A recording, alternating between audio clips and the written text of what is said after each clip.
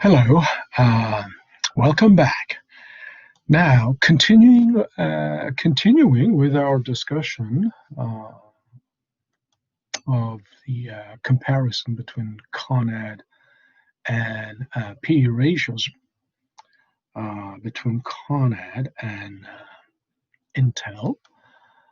So, in our last video, we saw that clearly Intel has more, volatile earnings per share, right?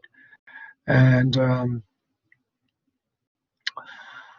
Con Edison, right, being the utility company, right, which has a natural monopoly, clearly has advantage in the in terms of stability. So a lot less riskier. And these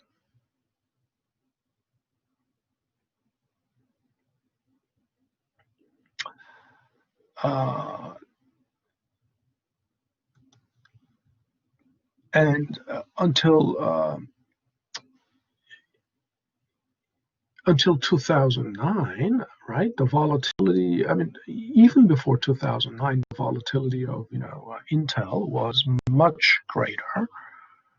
But the volatility even jumped even after, 2009. And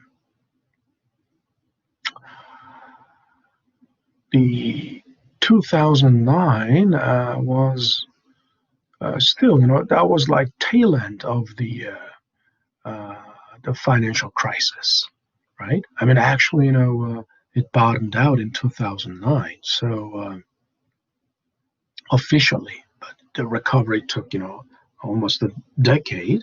The expansion was very slow and attenuated.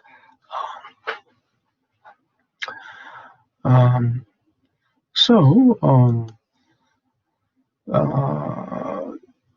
it is quite obvious that CONA's P ratio exceeded Intel's only in.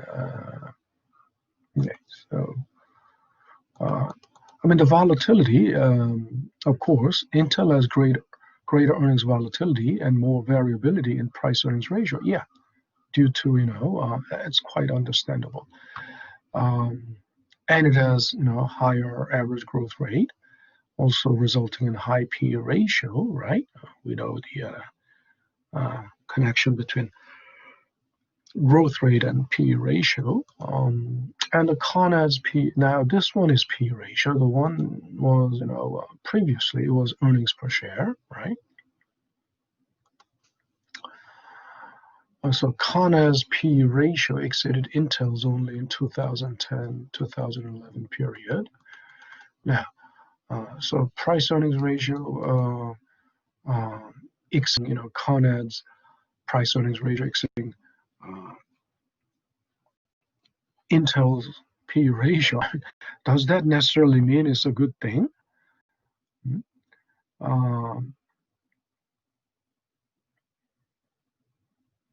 Well, one thing is, one way you can interpret it is it's not good. Why? That means, earnings were meager, right? I mean, when price earnings ratio is lower, that means, greater earnings for price, better earnings for price. So it's not necessarily bad news, right? But also,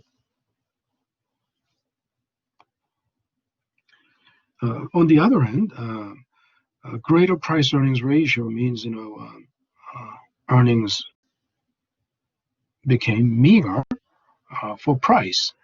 Or, the other,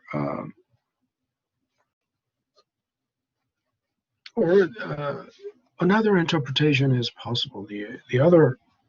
Another interpretation is that the price for earnings, if price earnings ratio goes up, there's more demand, right? And interpreting there's more demand uh, for that company, um, and low price earnings ratio means price is uh, very affordable. Prices, the stock is cheaper, right? Low. Now, Intel's earnings rose and the main reason for Con Ed's price earnings ratio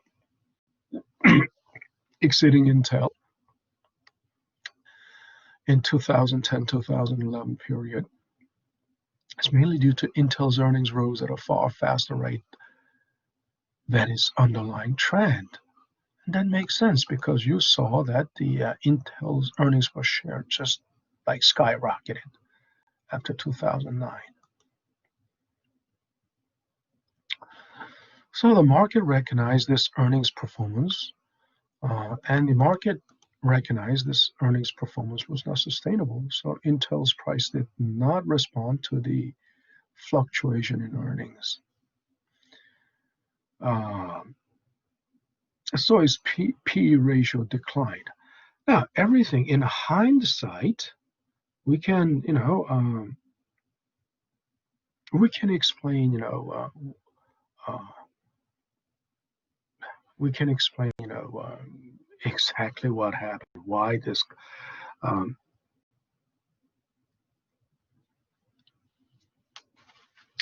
but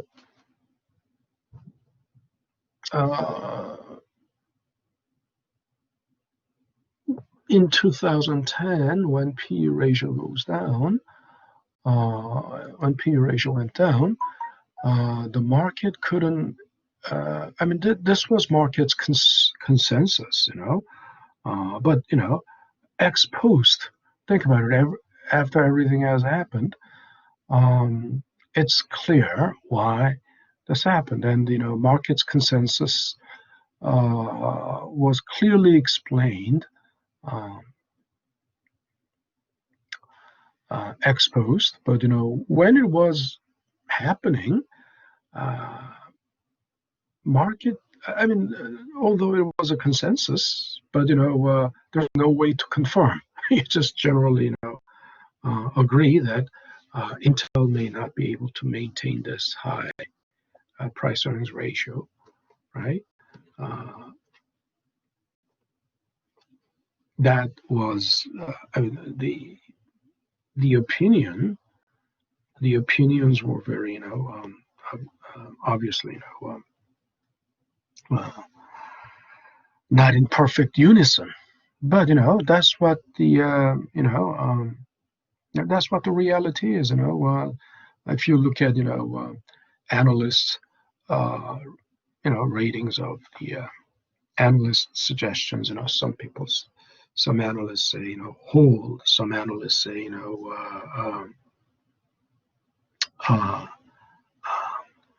sell, or some analysts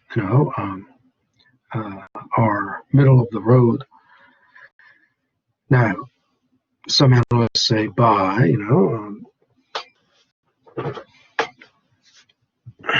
but anyway, so that was the reason P ratio declined. Intel's P ratio declined, and since there wasn't much movement in Con Ed's price earnings ratio, because Con Ed is relatively their income revenue stream is quite steady, right? Being a utility company, right? Being a utility company, it's got a steady market base, a steady stream of income. So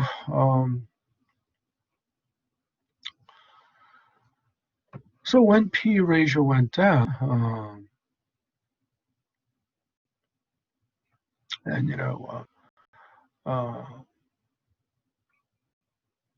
that in case of Intel, the earnings per share was very good. It's not the other scenario. The other scenario for lower P ratio is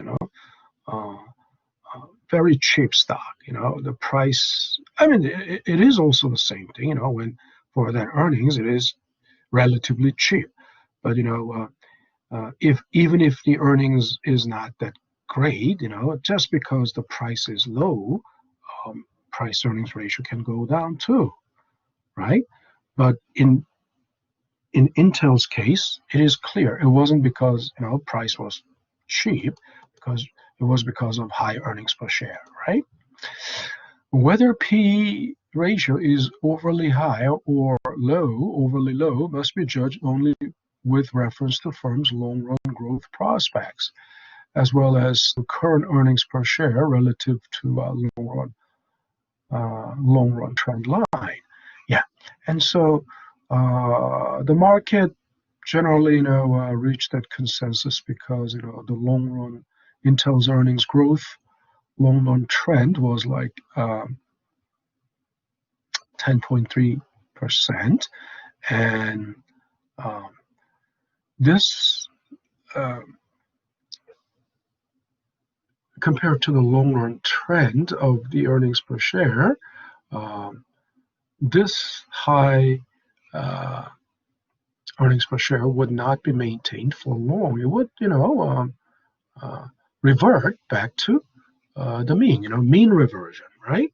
In data science, especially if you're dealing with, uh, historical data or time series, a clear pattern. We always find that pattern. A long run mean, right? Everything reverts to mean, in the long run. So,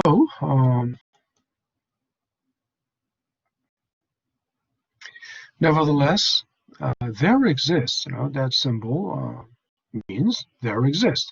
There exists a relationship, okay, I would say relation between, uh, price earnings ratios and growth. Intel's earnings per share trended upward.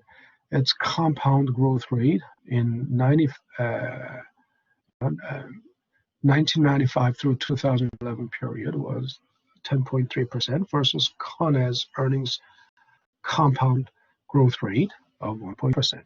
Intel's growth prospects are reflected in its consistently higher price earnings multiple. Yeah, of course, growth. And we this confirms, right? This only confirms what we already know, right? This already confirms what we already know. In other words, P ratio has to do with growth potential, right? P ratio is related to growth potential, right?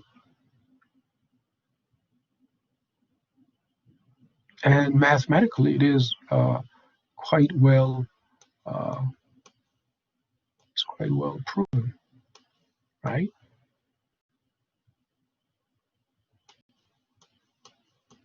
And other things being, uh, think about it, high growth rate, right? If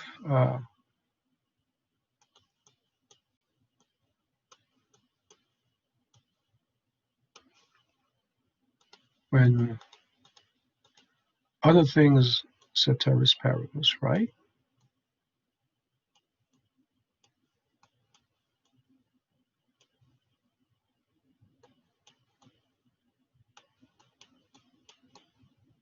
Other things being constant or other things being equal, ceteris paribus. Other things being the same, right?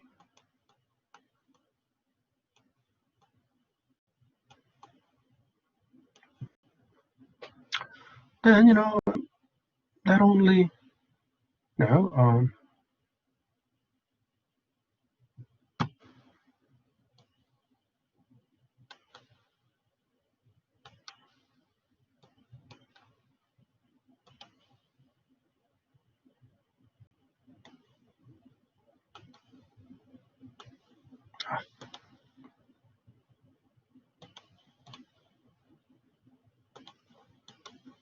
Aye, aye. So there is a clear, right? Clear, relation or link between growth rate and, or price earnings ratio or growth opportunity, growth rate, P and growth opportunity. Now, so if you look at the P ratios of several industries, look at the P ratio ranges between 8.5 and even 35. I mean some 57, 58. Look at the well, where would be the median? Median would be, I mean, this one is an outlier. Biotech is an outlier, right? Biotech is an outlier, but the median would be, I mean, uh, considering the range of range between aerospace and software, business software, right? Median would be somewhere around 15, 16, right? Median, and then the higher. What are the industries that are uh, that have higher than median, P ratio, right? They all, like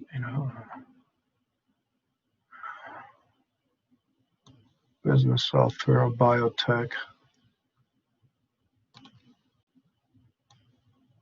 I look at the generally, generally high tech, right? Um, and you cannot say that. You might say, what about trucking? Doesn't seem like high tech. Asset management, application software, that's high tech. Chemical products farm. But what about aerospace, defense? Isn't that high tech? Yes, of course it is high tech. Computer system, healthcare. Why are they? They are high tech, but why are they telecom service high tech? Uh, that means, uh, but why do they have lower, than median P ratio? P ratio uh, is related to growth opportunities, right? And that means aerospace has the lowest P ratio. Why? Because look, not so many companies have that technology. Which are other companies that are in aerospace and defense? Huh? This is very restrictive industry and very prohibitive almost because you must companies like Lockheed Martin, General Dynamics, Boeing. I mean, uh, they have, really, uh, super high tech, right? Missiles, rockets, stealth, military aircrafts, and the growth potential. I mean, who are the major, buyer? Who is the major buyer? Hmm?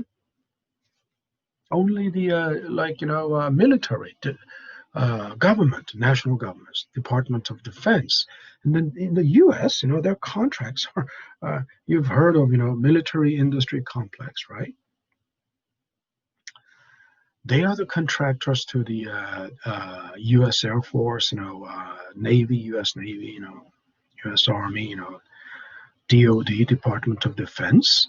And what about foreign governments? Yeah, foreign governments can be their uh, clients, but they will never, U.S. government will never allow them to sell um, anything high-tech weapons that can leak this high technology, which is very sensitive to national defense, to those, other foreign governments, right?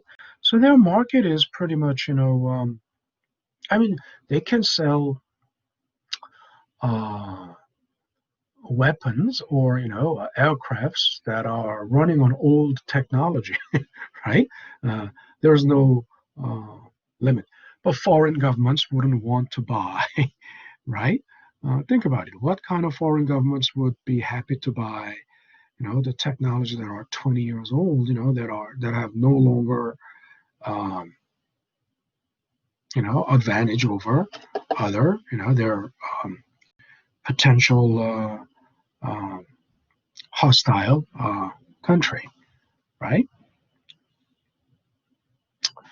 Of course, very governments of very poor countries will be happy to buy, uh, even they have to maintain some kind of military, air force, even for uh,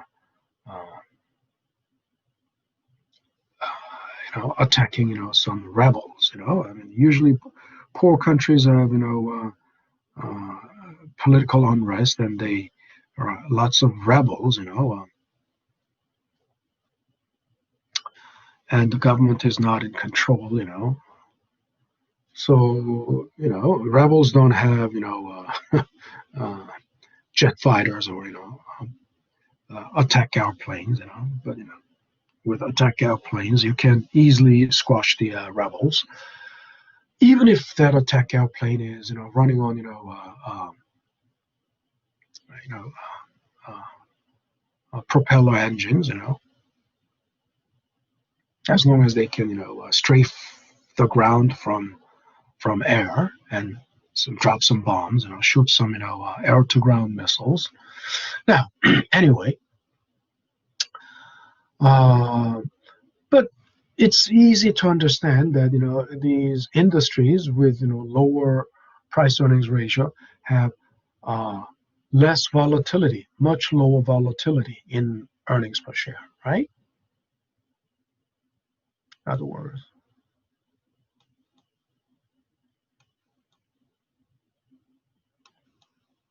lower variance in earnings, lower volatility or variance uh,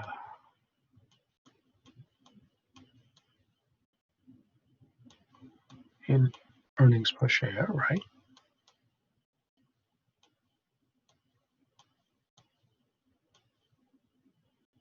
And therefore, uh, lower growth rate. It's not lower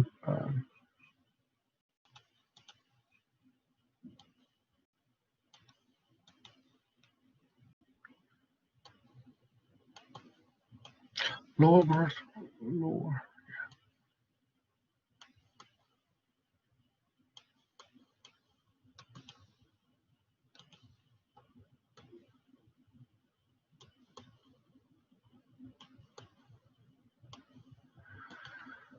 Oh, come on,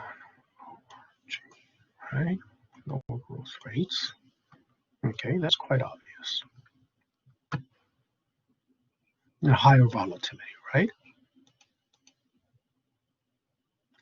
So here's an example of combining, P analysis uh, with DDM. First of all, you may have always wondered when we use, uh,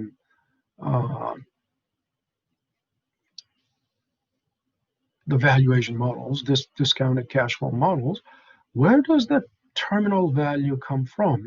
For example, uh,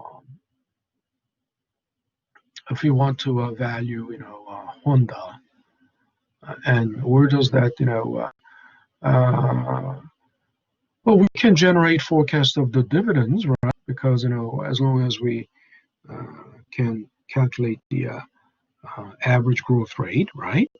Um, which is, of course, geometric average, right? You can compound it and generate, uh, right? Generate, dividend forecast. But where does that terminal value of the stock or the face value or the uh, that future value of the stock? Well, here. using the price earnings ratio model, right? Using this model, right? So we can estimate, price at time horizon t, t plus n, which is p ratio times expected earnings per share at t plus n. So we'll have to take some forecast, value line forecast of 2015 price earnings ratio of Honda is 14, and then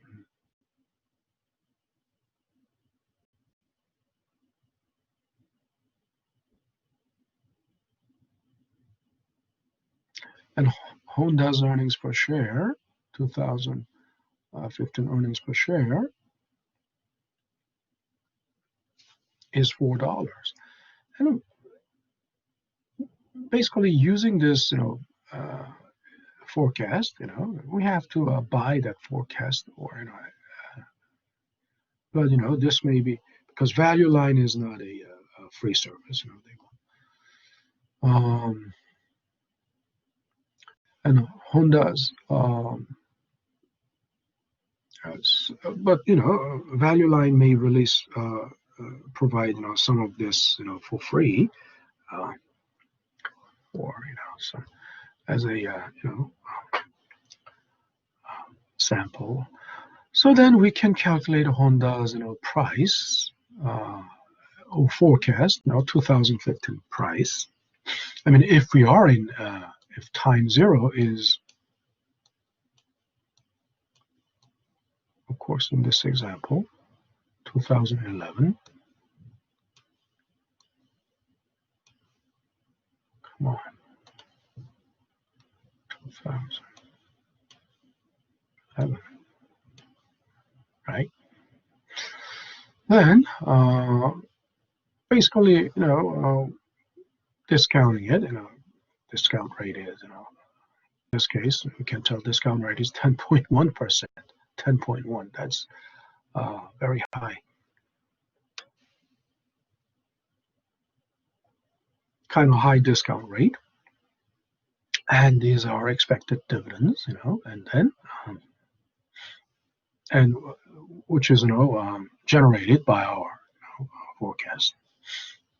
Not, we don't have to use value line, we can generate this forecast using, the growth rate, calculating growth rate from the past data, right? Past dividend data. And then, as the terminal value, we plug it in here, and then we get, right, a price of Honda at, in 2011, right? All right.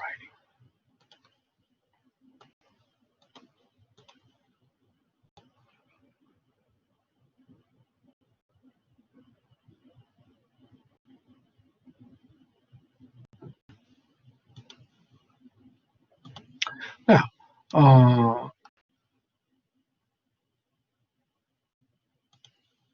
what about what happened here? Zero didn't move.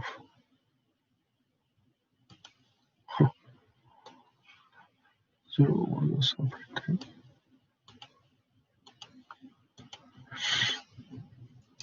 Now, other than P ratio, what other ratios are being used? Well, there's market price to book value ratio. In other words, PB ratio, and P is market price, of course. B is book value per share. You cannot compare directly, obviously, you cannot compare the book value of the equity, right, which is an aggregate, right, with just market price. If you were to compare, entire book value, aggregate book value to a market value, then you should compare it to market capitalization, right? Now, because accounting practices affect earnings, and sometimes it's not just imprecise, but even they manipulate it, right? So,